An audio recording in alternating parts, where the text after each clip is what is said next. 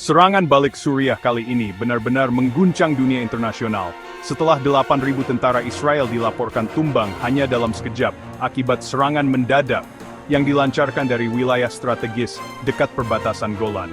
Operasi ini dilakukan dengan presisi tinggi, dan dukungan penuh dari sistem rudal canggih, yang telah lama dipersiapkan secara diam-diam oleh militer Suriah, bersama sekutunya di kawasan.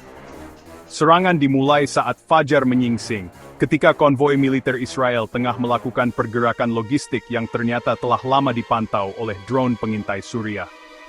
Tanpa aba-aba panjang, rentetan rudal balistik jarak menengah meluncur cepat, menghantam pusat-pusat komando, bunker pertahanan, hingga barak pasukan utama Israel dalam waktu yang hampir bersamaan. Ledakan demi ledakan menggema, mengubah langit menjadi merah membara dan menimbulkan kepanikan luar biasa di kubu militer Zionis. Dalam kekacauan itu, sistem pertahanan Iron Dome gagal menghalau sebagian besar serangan yang datang dari berbagai arah sekaligus. Laporan media regional menyebutkan bahwa sebagian besar korban berasal dari pasukan cadangan yang tengah ditempatkan di wilayah konflik, tak siap menghadapi serangan sebrutal ini.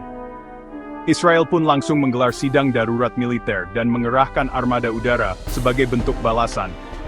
Namun efek psikologis dari kehilangan ribuan pasukan dalam satu kali serangan, membuat moral tempur pasukan mereka anjlok drastis.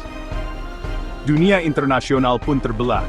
Sebagian mengecam eskalasi ini, namun tak sedikit pula yang menyoroti keberhasilan militer Suriah dalam mempertahankan kedaulatan, dan memberikan pukulan balik terhadap kekuatan yang selama ini dianggap tak terkalahkan. Serangan ini menjadi babak baru dalam konflik yang semakin kompleks di Timur Tengah, menandai bahwa Suriah bukan lagi pihak yang hanya bertahan, melainkan mulai menunjukkan taring perlawanan yang mematikan. Kemenangan mengejutkan ini langsung mengubah peta konflik di Timur Tengah. Banyak analis militer terkejut karena tidak ada yang memprediksi bahwa Suriah mampu meluncurkan serangan se-efektif ini dalam waktu singkat. Apalagi selama ini Suriah dikenal sebagai negara yang masih dalam tahap pemulihan pasca Perang Saudara berkepanjangan. Namun di balik layar, rupanya Damaskus telah lama mempersiapkan serangan ini dengan rapi. Mereka memanfaatkan pengalaman tempur dari pertempuran sebelumnya, dan memperbarui taktik militer yang lebih modern, dengan dukungan dari sekutu regional seperti Iran dan Hizbullah. Salah satu kunci keberhasilan serangan ini adalah penggunaan teknologi perang elektronik yang berhasil membutakan sistem radar Israel. Sejumlah pangkalan penting lumpuh sebelum sempat memberi sinyal peringatan. Selain itu, rudal-rudal yang digunakan kali ini merupakan varian baru yang tidak terdeteksi oleh sistem peluncur anti-rudal buatan Amerika Serikat. Para tentara Israel yang bertugas di garis depan tidak sempat berlindung dan sebagian besar gugur di tempat. Guncangan psikologis melanda markas besar militer Israel. Beberapa keluarga tentara yang menjadi korban mulai menggelar aksi protes karena menganggap pemerintah gagal melindungi pasukannya. Sementara itu, di Suriah, suasana berkebalikan. Rakyat turun ke jalan-jalan merayakan keberhasilan ini sebagai simbol bangkitnya kekuatan mereka. Bendera Suriah dikibarkan di berbagai kota besar, dan pidato Presiden Suriah yang disiarkan secara nasional menyebutkan bahwa ini baru permulaan. Ia menyatakan bahwa Suriah tidak akan lagi diam ketika wilayahnya diganggu atau tentaranya dibunuh secara sepihak. Di sisi lain, Israel segera meningkatkan status siaga penuh, dan menyerukan wajib militer tambahan untuk memperkuat pasukan mereka di wilayah utara. Namun langkah tersebut dinilai terlambat. Banyak pangkalan logistik utama telah hancur, stok amunisi menipis, helikopter tempur banyak yang tidak bisa beroperasi akibat kerusakan sistem navigasi karena gangguan sinyal elektronik dari pihak Suriah. Di media sosial, tagar 8.000 Israel tumbang dan serangan balik Suriah mendadak viral dan menjadi trending global.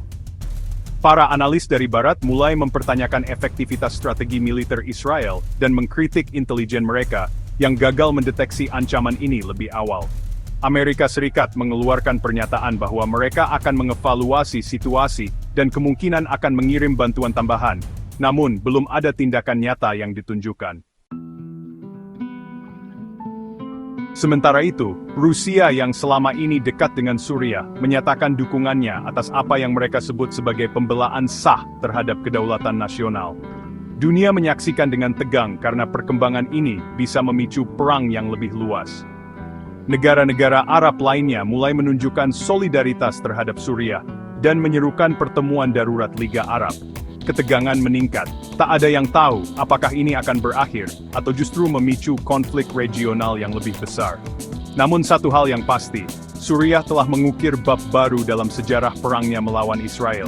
Mereka tidak hanya bertahan, mereka menyerang balik, dan mereka menang. Kemenangan ini bukan sekadar keberhasilan taktis di medan perang. Ini adalah pesan kuat bahwa Suriah, meski porak-poranda selama bertahun-tahun, tidak bisa dianggap remeh. Operasi yang mereka lancarkan bukan sekadar balasan dendam, tetapi hasil dari strategi jangka panjang yang diperhitungkan dengan matang. Banyak yang awalnya mengira bahwa militer Suriah sudah lemah dan tidak mampu bangkit. Tapi nyatanya, mereka justru tumbuh dalam diam, memperkuat jaringan intelijen, mengembangkan teknologi rudal jarak menengah, dan menjalin aliansi strategis yang diam-diam membentuk kekuatan regional baru. Hizbullah, sebagai mitra tempur paling berpengaruh di Lebanon Selatan, diketahui berperan besar dalam mendukung operasi ini, menyediakan informasi lapangan, logistik rahasia, dan pasukan elit yang ditugaskan menyusup ke wilayah-wilayah tertentu sebelum serangan besar dimulai. Kekuatan ini ditambah lagi dengan drone kamikaze buatan Iran yang dilepaskan ke area vital Israel, menyebabkan kekacauan sistem pertahanan dan mempercepat hancurnya barisan pasukan musuh. Selama bertahun-tahun Suriah dianggap hanya bertahan di balik reruntuhan, tapi kini mereka berhasil membalikkan keadaan secara dramatis. Di kota-kota seperti Aleppo dan Homs, rakyat turun ke jalan, menyalakan kembang api dan menyuarakan dukungan terhadap militer mereka. Bahkan di Damaskus, perayaan berlangsung selama berhari-hari, diiringi pidato patriotik dan seruan untuk terus mempertahankan kedaulatan tanpa kompromi. Sebaliknya, di Tel Aviv, suasana justru suram. Rumah sakit militer penuh dengan korban luka. Puluhan keluarga menunggu kabar anak, suami, dan saudara mereka yang masih dinyatakan hilang. Pemerintah mulai mendapatkan tekanan politik dari dalam negeri. Oposisi menuding kegagalan kepemimpinan dan lemahnya respons intelijen sebagai penyebab tragedi ini. Perdana Menteri Israel pun tak luput dari kecaman. Beberapa pihak menyebutnya lalai dan terlalu percaya diri bahwa Israel tak akan pernah diserang sebrutal ini dari arah Suriah. Dunia Barat yang selama ini selalu mendukung Israel, kini mulai ragu. Apalagi serangan ini dianggap sebagai kegagalan teknologi pertahanan yang selama ini dibanggakan. Iron Dome, sistem pelindung andalan yang digembar-gemborkan sebagai tembok tak tertembus, ternyata kewalahan dan tak mampu menghadapi gelombang rudal serentak yang dimodifikasi dengan kecepatan dan lintasan unik. Ini memberi tamparan keras bagi produsen senjata barat yang merasa percaya diri dengan keampuhan teknologi mereka. Kini mereka harus menghadapi kenyataan bahwa taktik konvensional bisa dikalahkan oleh kecerdikan strategi dan kombinasi teknologi baru yang tidak diperhitungkan sebelumnya. Di balik semua ini, mata dunia tertuju pada pertanyaan besar.